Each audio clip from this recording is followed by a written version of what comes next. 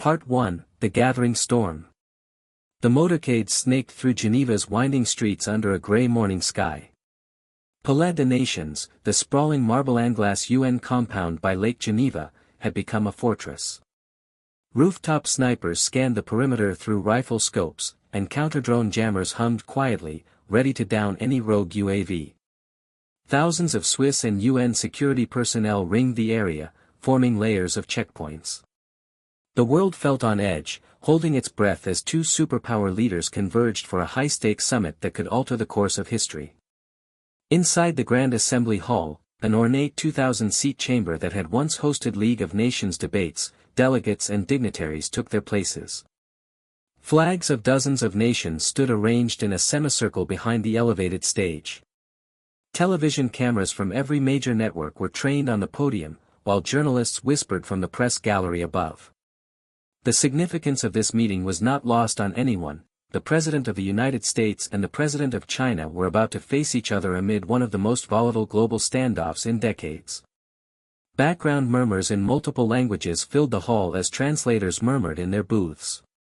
In the front row, British and European leaders exchanged nervous glances while diplomats from smaller countries fiddled with their earpieces. They all knew the stakes. After years of escalating trade wars, military posturing in the South China Sea, and tit-for-tat cyber attacks, tensions between Washington and Beijing had reached a boiling point. A single misstep at this summit could send financial markets crashing, or worse, send armies marching. In a side chamber behind the stage, President Donald Trump adjusted his red tie and glanced at his reflection in a gilded mirror. Even at 78, his presence was commanding, the familiar shock of blonde hair, the confident set of his jaw. Beside him stood his newly appointed Secretary of State, Michael Harris, and National Security Advisor, Elaine Woods. They spoke in low, urgent tones as final preparations were underway.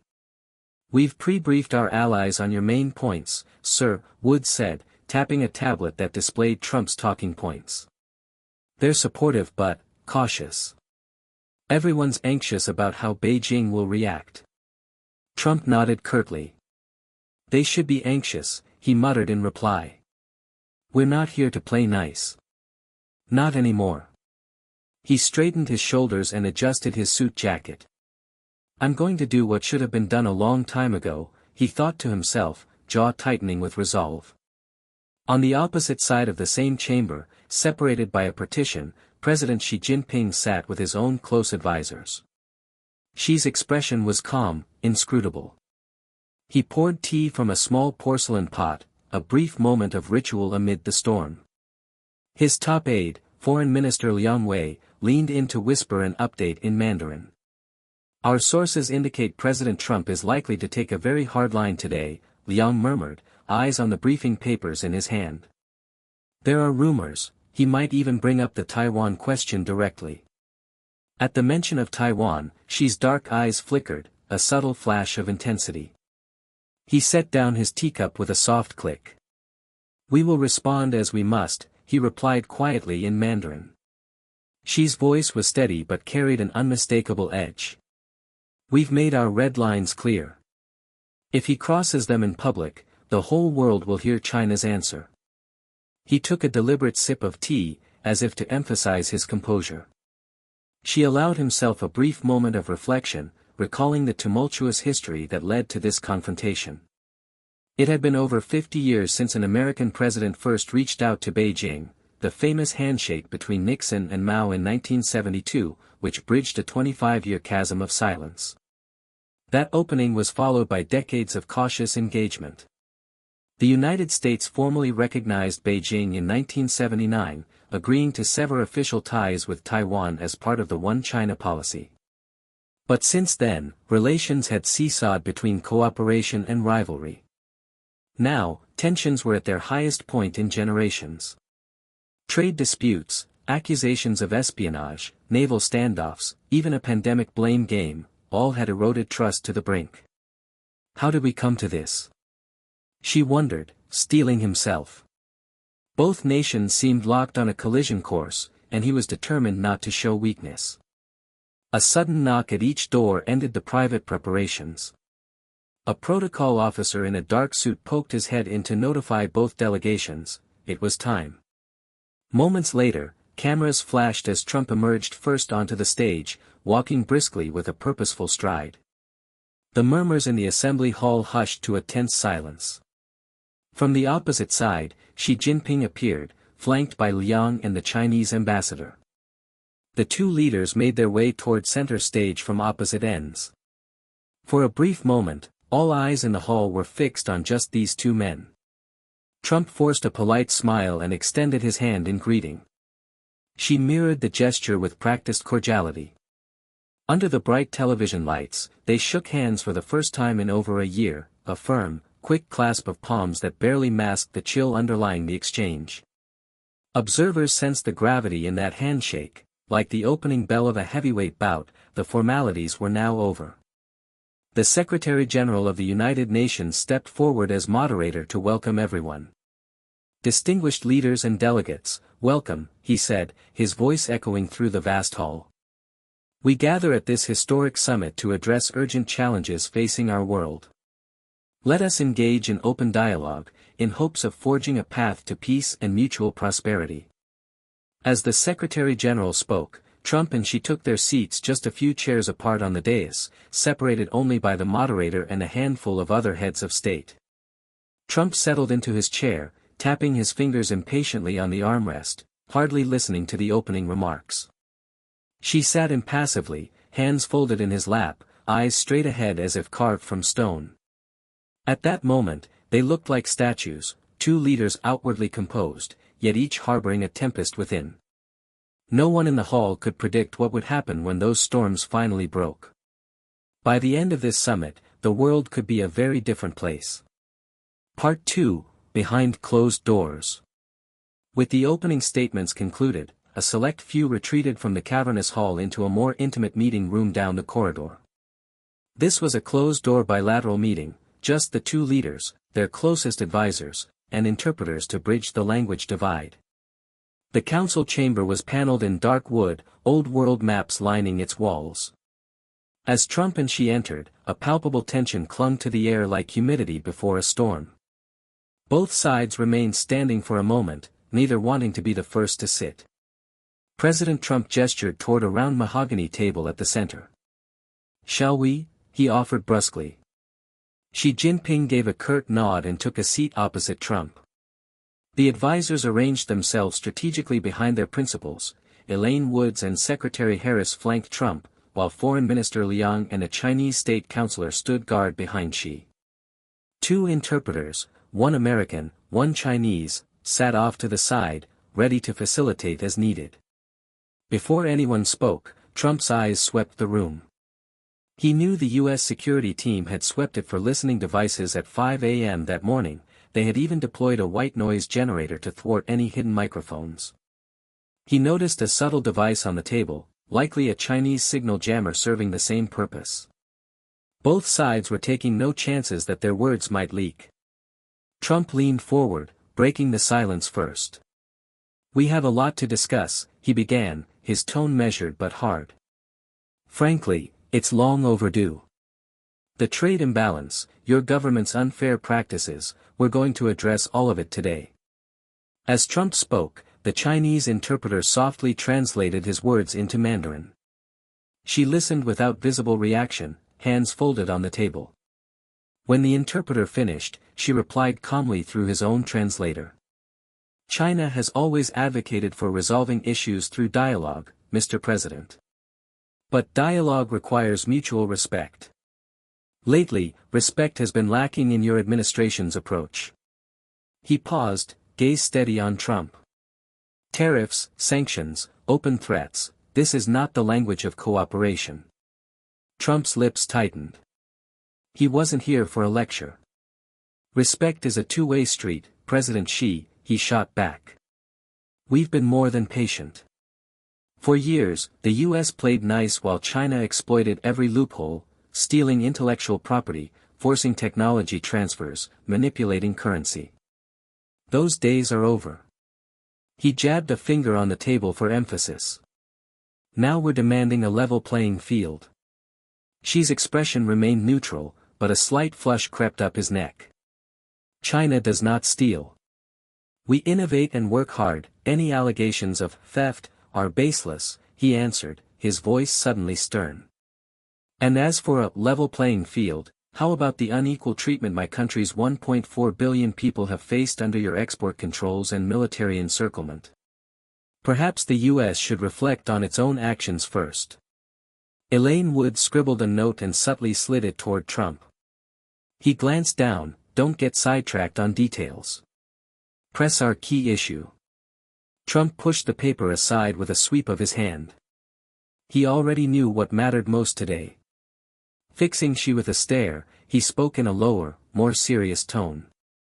There's another matter we need to settle, Trump said, voice dropping. Territorial aggression. We see China's increasing belligerence, in the South China Sea, and towards Taiwan. He deliberately pronounced Taiwan clearly, watching Xi's face for a reaction. He didn't have to wait long. Xi's composed mask hardened. Liang Wei shifted uncomfortably behind his president. Even the Chinese interpreter's pen paused on her notepad. Xi inhaled slowly and answered, Taiwan is an internal affair of China. We will not tolerate any foreign interference there, not now, not ever. For decades this issue has been the cornerstone of Sino-US relations. If separatist forces in Taiwan provoke us, we will respond with force as is our sovereign right. And I trust the United States is not prepared to test China's resolve on this matter. A heavy silence hung in the air after Xi's warning. For a moment, only the faint buzz of the overhead lights could be heard. Michael Harris cleared his throat, attempting to steer the discussion back to safer ground. Perhaps we should refocus on areas of potential compromise, he interjected diplomatically. Trade frameworks, cyber norms, common ground we can work on. Trump raised a hand slightly to silence his Secretary of State. His gaze never left Xi. We can talk about trade and technology and all those things, he said, voice steely. But make no mistake, security and sovereignty issues are front and center. The American people won't sit back and watch their interests threatened. She broke eye contact for the first time, glancing at the old maps on the wall as if considering the global stakes. When he spoke again, his tone was measured, almost imploring. There is no reason for confrontation, Mr. President. A conflict between our nations would be a disaster for both. We should find a way to coexist, not clash. Trump remained unmoved. Then I suggest you start by reining in your aggression, he replied. Show the world China is willing to act responsibly, and will respond in kind. But if not, he let the implication hang heavy in the air. She studied Trump's face, his own expression inscrutable. The People's Republic of China will act according to its principles and interests, as any sovereign nation would. We will not be threatened into submission. Neither leader was willing to yield an inch. The conversation continued for a few more minutes, but it became a loop of familiar arguments and staunch refusals. The coiled spring of tension only tightened. At last, a discreet knock at the door signaled that the next plenary session was about to resume. The UN aide poked his head in politely. It was time to break from this fruitless stalemate. Trump pushed back his chair and stood abruptly. We'll continue this discussion later, he said, a line that felt more like a promise than a mere courtesy. Without another word, he turned and walked to the door. She rose as well, smoothing his tie and regaining his composed facade. He gave a thin, polite smile that did not reach his eyes. Until later, then, he murmured before exiting, flanked by his aides. As they exited the council chamber, neither man even glanced at the other. An observer in the hallway, watching the two delegations depart with grim faces, would know at once that the private meeting had resolved nothing. If anything, the rift had widened. The confrontation was just beginning, and the worst was yet to come. Part 3, Fault Lines. The afternoon session resumed under a cloud of unease. In the towering assembly hall once more, world leaders took turns addressing the summit on trade and international security. Polite applause met each speaker, but the usual diplomatic niceties felt strained. Those who had witnessed President Trump and President Xi emerge from their private meeting couldn't ignore the stormy tension etched on both men's faces. On stage, the Prime Minister of Japan was concluding his remarks on the importance of free trade. As he spoke, President Trump sat rigidly in his chair, one leg jittering with restless energy. Aides had placed a stack of prepared remarks in front of him, but he barely glanced at the papers. Instead, his eyes kept flicking toward the Chinese delegation across the hall. Xi Jinping was listening to the Japanese PM with an inscrutable expression, hands clasped together. If not for the slight crease in his brow, one might think he was perfectly calm. And we must ensure a level playing field for all, the Japanese leader concluded, indirectly alluding to the trade disputes without naming names. He stepped away from the podium to courteous applause. It was now President Trump's turn to speak. The hall quieted again as Trump stood and walked to the lectern at center stage. Elaine Woods and Michael Harris exchanged a tense look. This was a moment they had been both awaiting and dreading. They knew Trump had a penchant for improvisation, especially when provoked. Trump adjusted the microphone. He surveyed the sea of delegates before him, then began in a firm voice. Friends and colleagues, I am here today not just as the President of the United States, but as a representative of a free people who believe in fair and reciprocal relationships among nations. His opening line drew nods from some Western delegations. He spoke about the global economy, praising cooperation in principle but quickly pivoting to the theme of fairness. For too long, Trump declared, some economies have taken advantage of the openness of others. We all know it. Intellectual property theft, state-subsidized industries distorting markets, chronic trade imbalances, these issues undermine the trust in our system. Though he didn't mention China by name, everyone understood the target of his words. Murmurs rippled through the Chinese delegation seating area. She remained stoic, but a finger tapped slowly against his armrest. Trump continued, his rhetoric escalating. The United States will no longer turn a blind eye to violations of international rules. We will enforce accountability. Fair trade must be truly fair. He glanced briefly down at his prepared notes, then set them aside, speaking off the cuff. We welcome competition, but it must be fair competition. If one country repeatedly breaks the rules to gain advantage, then it shouldn't be surprised when we respond accordingly. Across the hall, a few seats away, President Xi pressed a button on his translation earpiece, leaning forward slightly as if to catch every word. Around him, Chinese officials exchanged quick whispers. The temperature in the room seemed to drop a few degrees. Trump's voice echoed with conviction. America has embraced the world in commerce and in goodwill. But our goodwill has been met with bad faith by some. No more. He allowed that phrase to hang. No more, he repeated firmly. A smattering of cautious applause came from some delegations, but others remained silent, eyes darting between the U.S. and Chinese leaders. The fissures in the summit's facade of unity were becoming clear. Trump then touched on security concerns. Economic security is national security, he said. And national security is something we will never compromise. Whether it's protecting the sovereignty of nations large and small, or ensuring that international waters and airspace remain open and free, the United States stands with those who uphold freedom. His tone sharpened on the word freedom, and he cast a glance directly at the Chinese section. It was subtle, but the message was bold. In the front row, the UN Secretary-General shifted nervously. This was veering off the usual script. A few seats over, the German Chancellor looked down at her hands, while the Russian Foreign Minister watched with a faint, unreadable smirk. Having made his points with atypical brevity, President Trump concluded, it's time for candor and concrete action, not just talk. My country is prepared to do its part, and expects others to do the same. With that, he stepped away from the podium to a very hesitant round of applause. The reaction in the hall was muted, uncertain.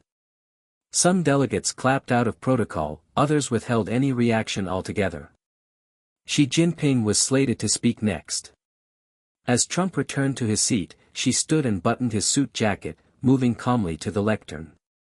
If he felt any irritation from Trump's pointed remarks, he did not show it outwardly.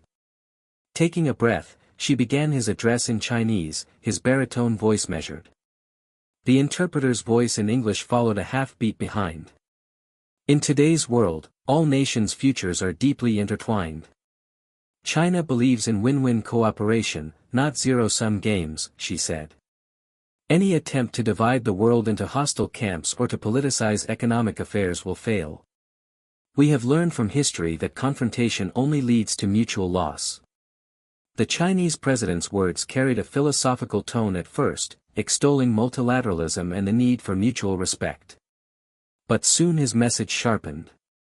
No country should presume to dictate standards to others. We reject the practices of intimidation, hegemony, and interference in internal affairs. Though calmly spoken, these sentences were clearly aimed at the United States' stance.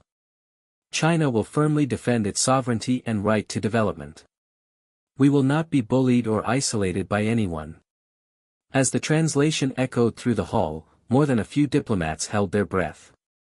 The two superpowers were now effectively exchanging blows, thinly disguised as general statements. She went on, casting China as a champion of the developing world and an advocate for stability. But toward the end of his speech, he delivered a line laden with implication: "We urge all nations to remember the lessons of the past, that great powers must avoid reckless provocation and the world cannot afford a return to division." The phrase reckless provocation landed heavily.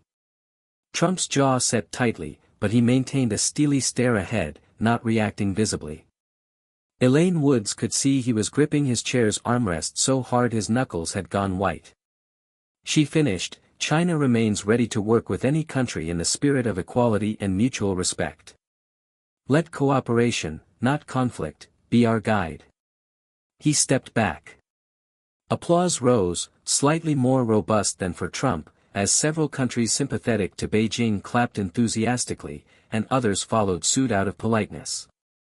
When she returned to his seat, he and Trump briefly locked eyes.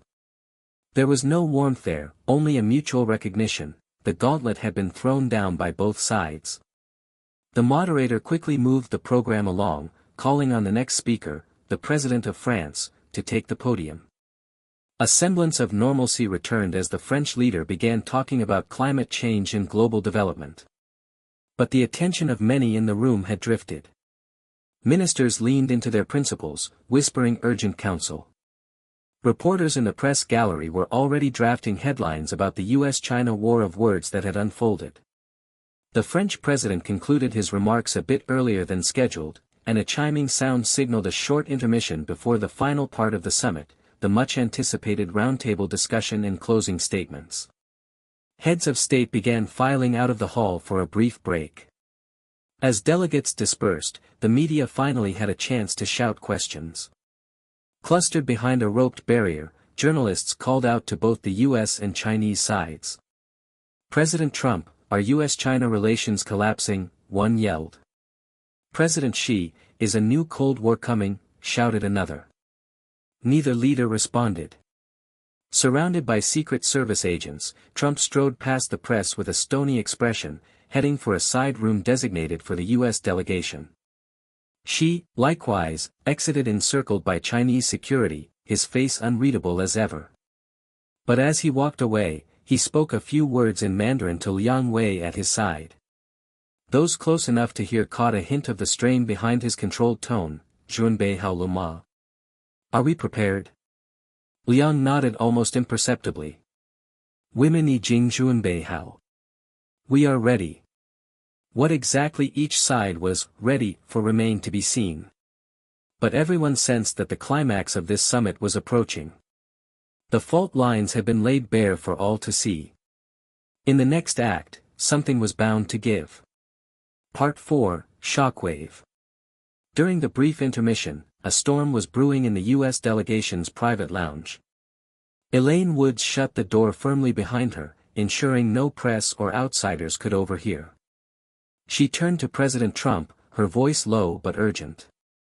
"Sir, I have to ask one more time. Are you absolutely sure about this? Once you say the words, there's no going back." Trump stood by the window, looking out at the tranquil blue of Lake Geneva in the distance. It was a deceptive calm, given the maelstrom about to unfold. "Elaine," he said quietly, "I've never been more sure of anything." He glanced at Michael Harris, who hovered near a sofa with a phone in hand. "Any word from Washington?" Harris nodded, face grave. "The vice president and key congressional leaders are in the loop. They're uneasy, but they'll back you. Our allies, well, we've given a heads up to a few. They're bracing themselves." Woods ran a hand through her hair. "This will upend decades of policy. It could cause a seismic reaction." Trump turned from the window, meeting her gaze. "Good," he said. "It's long overdue. I won't sit around and let them intimidate us any longer. Sometimes you have to shock the system to get real change." Before either advisor could say more, a staffer poked his head in to announce that the closing session was starting. Trump straightened his jacket and headed for the door.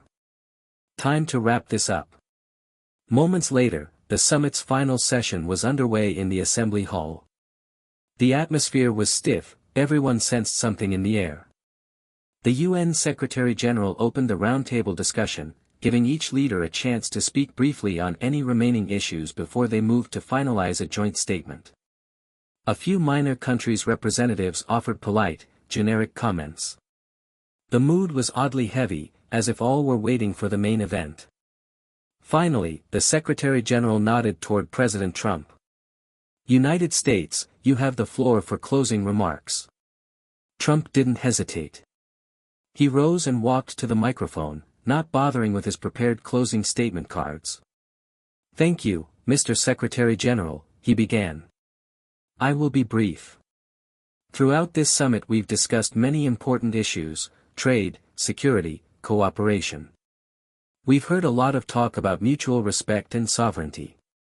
His gaze swept across the delegates, then settled squarely on the Chinese delegation. Xi Jinping stared back, hands clasped tightly in front of him on the table. Trump continued, voice amplifying. "For the United States, one principle stands above all: we will always stand up for the sovereignty and self-determination of free nations. Big or small, every nation has the right to chart its own course and live free from fear and coercion." A ripple of anticipation seemed to pass through the hall. Xi's eyes narrowed. Elaine Woods, watching from just off stage, held her breath. "That is why," Trump said, steady and clear, "I am announcing today that the United States of America will formally recognize Taiwan as a free and independent nation." For an instant, it was as if the world stopped spinning. A collective gasp tore through the room, followed by a split second of complete silence. Some translators, caught off guard, failed to immediately relay the words, leaving delegates from various countries blinking in confusion before the translation caught up. But the shock on the Chinese delegation's faces needed no translation. Trump's words hung in the air like a thunderclap. In the U.S. section, Michael Harris felt his heart pound against his ribs even though he'd known this was coming. Across the hall, an Indian diplomat dropped his pen. The French president's eyes flew wide as he exchanged astonished looks with his foreign minister. Then pandemonium. Several Chinese officials stood up so abruptly their chairs skidded back with a screech. One of Xi's aides shouted an angry protest in Mandarin before composing himself. President Xi Jinping's face had gone ashen, then flushed with fury. He gripped the edge of the table with one hand. When he spoke, he dispensed with the interpreter and thundered in Mandarin, his voice cutting through the chaos. "Zhiga hui wufa jishu." His interpreter, scrambling, translated over the din, "This summit cannot continue." Xi rose from his seat, trembling with contained anger. "The People's Republic of China condemns this outrageous provocation," he declared, now using English in a heavy accent, his voice cold and loud. "We absolutely reject this illegal and illegitimate act." He practically spat the words, illegal and illegitimate. All decorum had evaporated. The Secretary-General was rapping his gavel, pleading, "Please, everyone, let us remain calm," but his voice was lost in the uproar. Some delegates were on their feet, others were wide-eyed, frozen in place. Trump stood firm at the podium, jaw set. He responded in an even tone that somehow carried over the noise: "The United States upholds freedom and we will not be intimidated." This needed to be said, and done. She pointed a finger toward Trump, his hand visibly shaking with rage. "You will regret this," he shouted, voice echoing. "All responsibility for the consequences will be on your shoulders, President Trump." With that, he turned sharply and barked in Mandarin to his delegation, "Zo. Leave." In unison, the Chinese officials began gathering their documents and aides, rushing to follow their president as he stormed out of the hall. The image of the Chinese delegation filing out en masse under the stunned gaze of the world's leaders would be replayed on countless screens within minutes. As she reached the exit, he paused and cast a final glare back at Trump on the dais. Trump met his eyes steadily, a slight lift to his chin. Neither man spoke, but the hostility in that look could have ignited the air between them. In the audience, the magnitude of what had just happened began to sink in. The summit was effectively shattered. Luxembourg's prime minister sat with his mouth slightly open. The Saudi representative was feverishly texting on his phone. A British delegate muttered, "Oh my God," under his breath. The Secretary-General attempted to salvage some order. I propose a brief recess," he stammered into the mic, though half the hall was already emptying in chaos. There would be no orderly conclusion today. President Trump remained at the podium for a moment, surveying the chamber as conversations broke out in a dozen languages at once. Cameras flashed furiously from the press gallery. He had done it, dropped the diplomatic bombshell of the century. There was no going back now. Slowly, with purposeful dignity, Trump stepped away from the microphone and returned to his delegation's table. Elaine Woods and Michael Harris were already on their feet. Harris looked pale, and Woods' eyes were wide, but a hint of resolve hardened her expression. Trump simply nodded to them. "Let's go," he said quietly. As the U.S. team made their way toward the exit amid the commotion, the other delegates parted to watch them leave. Some looked at Trump with admiration for his boldness, others with horror or disbelief. Many were on their phones, speaking urgently to their governments. In a far corner, a lone television camera remained trained on the stage, capturing the empty chairs and scattered papers left behind, a tableau of an international order abruptly upended. The shockwave from President Trump's declaration was only just beginning to reverberate around the world. Part 5, Fallout. The world beyond the summit erupted into a frenzy within minutes of Trump's shocking declaration. Even as the U.S. delegation's motorcade sped away from the Palais des Nations, news alerts were pinging on phones across the globe. Clusters of journalists swarmed outside the venue, clamoring for any comment. Michael Harris briefly stopped before entering a black sedan, offering a terse statement to the horde of microphones: "The president has made our position clear. We stand by it." Then he was gone, whisked away in the convoy heading to the airport. By the top of the next hour, the story dominated every major media outlet. The headlines flashed the gravity of the moment in bold, stark letters. CNN breaking news: U.S. President challenges One China policy, recognizes Taiwan, China furious. BBC World, showdown in Geneva, Trump's Taiwan declaration shakes global order. Xinhua, China, outrage, U.S. reneges on key promise, China vows to respond. Fox News, Trump stuns summit, bold stand on Taiwan. Reuters, diplomatic earthquake, U.S. recognizes Taiwan, sparks crisis with China. Television screens worldwide showed the same clips on repeat: Trump at the podium uttering the fateful words, Xi Jinping's angry walkout, delegates in disarray. Panels of analysts hastily convened to debate the implications. Was this the start of a new Cold War? A prelude to actual war? Or a high-stakes gambit that could somehow force a long-buried issue to resolution? In Washington, politicians and the public were sharply divided. Some denounced President Trump's move as dangerously reckless, while others applauded it as a long-overdue stand. Outside the Chinese embassy, dueling protesters, one side waving Taiwan's flag, the other shouting in support of Beijing, faced off, reflecting the turmoil of the moment. In Beijing, it was late evening when the news hit. Almost immediately, the Chinese government sprang into action. State television interrupted its programming for a special bulletin. A stern news anchor read a statement from the Foreign Ministry condemning the U.S. in the strongest terms. The People's Republic of China announced it was recalling its ambassador from Washington for consultations, a clear sign of diplomatic relations plunging into crisis. Outside the U.S. Embassy in Beijing, security was doubled as hundreds of demonstrators arrived waving red Chinese flags and chanting patriotic slogans. On Chinese social media, outrage against the American betrayal exploded, with millions of posts calling for strong retaliation. Censors allowed the anger to flow. It was a useful outlet that could channel support for whatever response Beijing would unveil. Inside Zongnanhai, the Chinese leadership compound, President Xi convened an emergency session of the Politburo that night. Gathered around a long table under harsh fluorescent lights, the top officials of the Communist Party grimly assessed their options. General Wang Shiren, the defense minister, slammed his fist on the table. Mobilize the Eastern Theater Command, he urged forcefully. Conduct live-fire exercises in the Taiwan Strait immediately. They need to see we are ready to fight. Foreign Minister Liang, who had flown back with Xi from Geneva, spoke next in a measured tone. We must retaliate, yes, he said, but we should consider the international fallout. Maybe we start with economic measures, sanctions, financial levers, and demand an urgent UN Security Council meeting to isolate the US diplomatically. A military response can be calibrated. Xi listened to each in turn, his expression hard.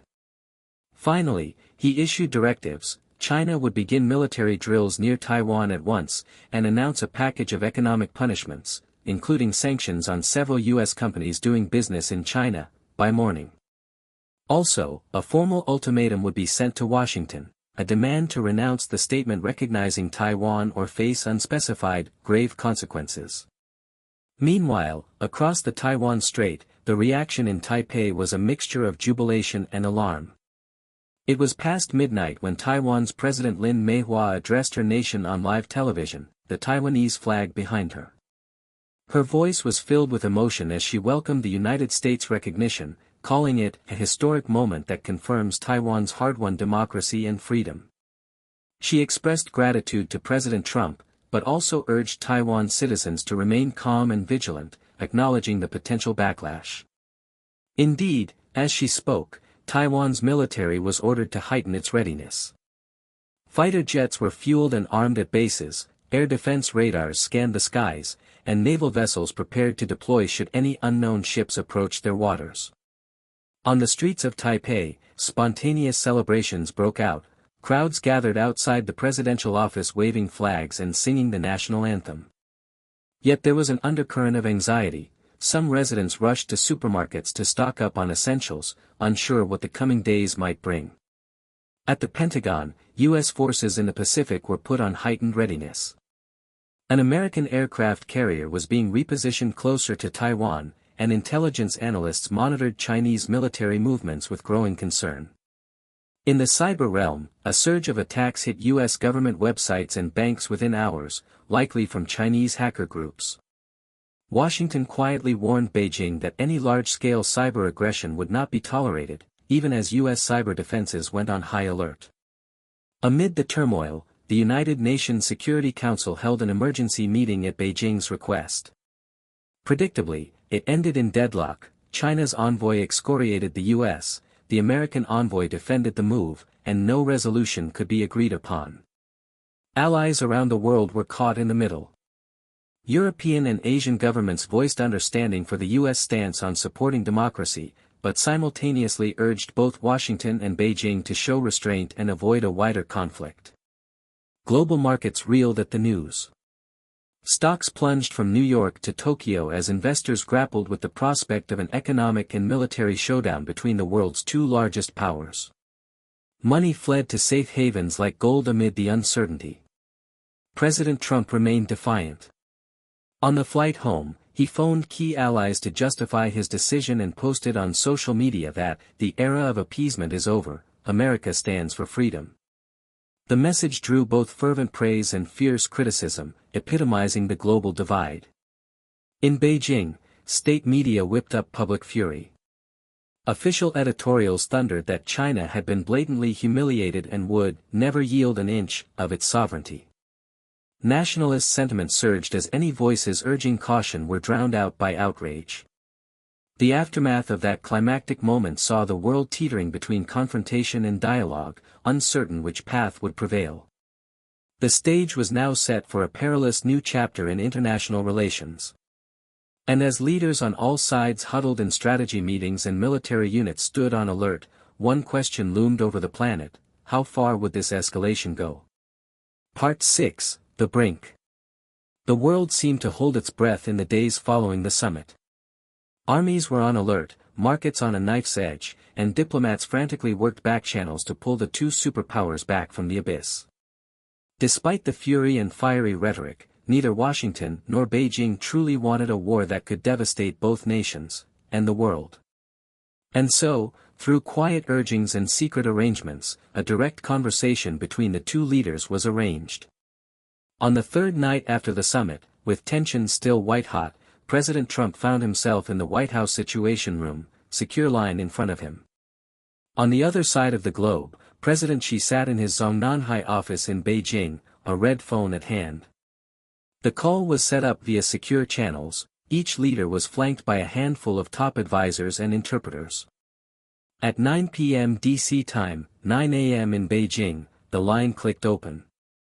There was a brief, heavy silence. "President Xi, are you there?" Trump began, speaking carefully. "Yes, I am here," came Xi's voice through the line, clipped and formal. Their interpreters stood by, but both men opted to speak simply and let translation fill in as needed. The pleasantries were dispensed with, there was no time for that.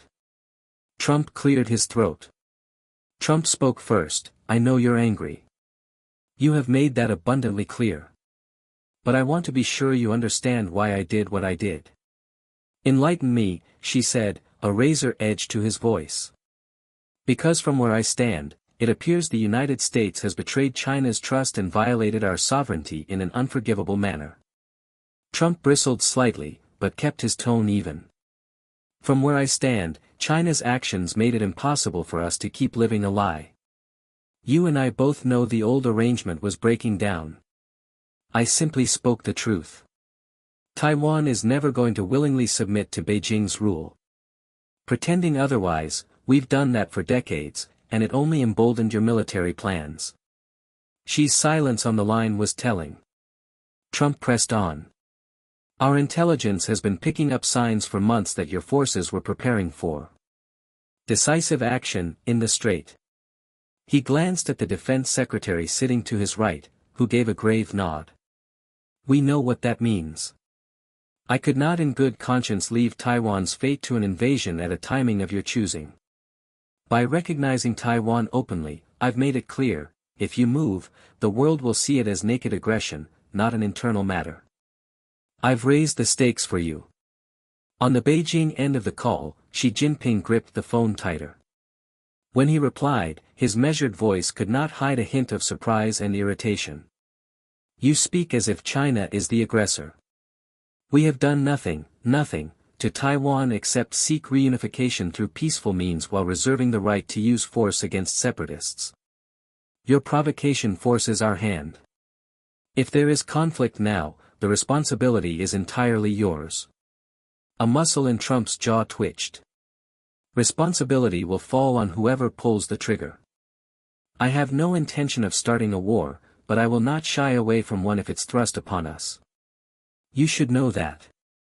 Threatening war to prevent war, how absurd. You have lit the fire and then claim you want to contain it," she retorted. "You've pushed cross-strait relations into the most dangerous situation in history. Was this your plan all along?" Trump ignored the personal jab. "I won't apologize for standing up for a democratic ally. I know you see it differently. But what's done is done.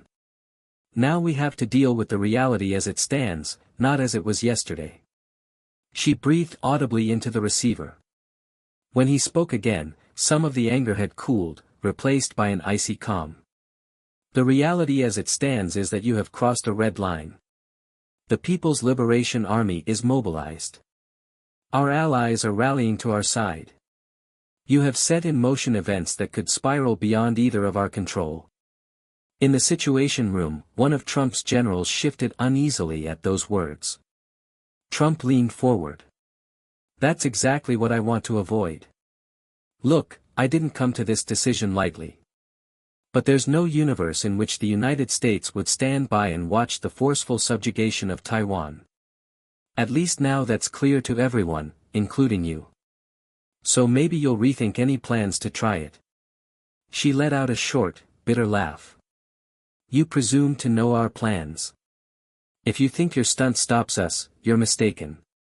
We will answer this insult. But believe me, a war between our countries would be a disaster for both of us and for the world. Trump nodded, even though she couldn't see it. So we agree on that much. A heavy silence hung between them. Both men knew that thousands of warheads and millions of soldiers ultimately stood behind their words. The weight of that reality pressed on them. She was first to break the silence this time. You have created a new status quo, but do not assume China will accept it. We will never renounce our claim to Taiwan. Not in 100 years. Not ever. And the United States will not renounce our support for Taiwan's right to choose its own destiny, Trump replied firmly. So where does that leave us? She asked. Trump ran a hand over his forehead. Despite the tension, he felt a strange calm. It leaves us where we've always been, in a way, at an impasse. Except now everything is out in the open. Maybe that's for the best. No more ambiguity. So be it, she said coldly. If it is confrontation you seek, you will have it. China will fight this on all fronts, politically, economically, and if necessary, militarily. I'd prefer we fight it just politically and economically, frankly, Trump answered. There's no need for anyone to die over this. Taiwan isn't threatening you, it just wants to live free. And you know what? China can still prosper and lead without forcing unification by force. You have a choice. No, she replied, resolute. The choice was yours. And you chose hostility. Unless, of course, you reconsider and reverse course. Trump's voice hardened. That's not going to happen. Then neither of us will back down. Xi's tone made it final. Another silence. Both men's faces were set, thousands of miles apart but emotionally eye to eye in stubborn resolve. Finally, Trump spoke quietly, almost gravely. For what it's worth, I take no joy in bringing us to this point. She responded in kind, a rare trace of weariness in his voice. Nor do I. But you have left me no choice. Perhaps, Trump allowed, history will judge that. In the meantime, we need to manage this responsibly. Neither of us wants a shooting war. So let's at least keep our channels open. We'll communicate through our envoys, and if need be, directly like this again, to ensure things don't spiral by accident. She was silent for a few seconds. When he replied, his voice was stiff but consenting. We will maintain communication. For the sake of preventing catastrophe. It was the closest thing to a concession either would give that night, an agreement to talk, to not let the situation accidentally explode. It wasn't peace, not by a long shot, but it was a thin line of understanding. There's one more thing, she added, a steely undertone returning.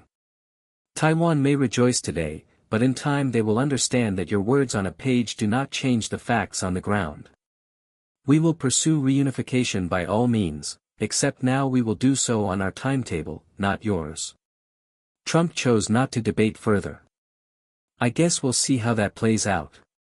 Yes, she said. We will see. The call ended with neither a handshake nor a resolution, only a mutual acknowledgement of the new reality. As President Trump hung up the phone, he exhaled slowly.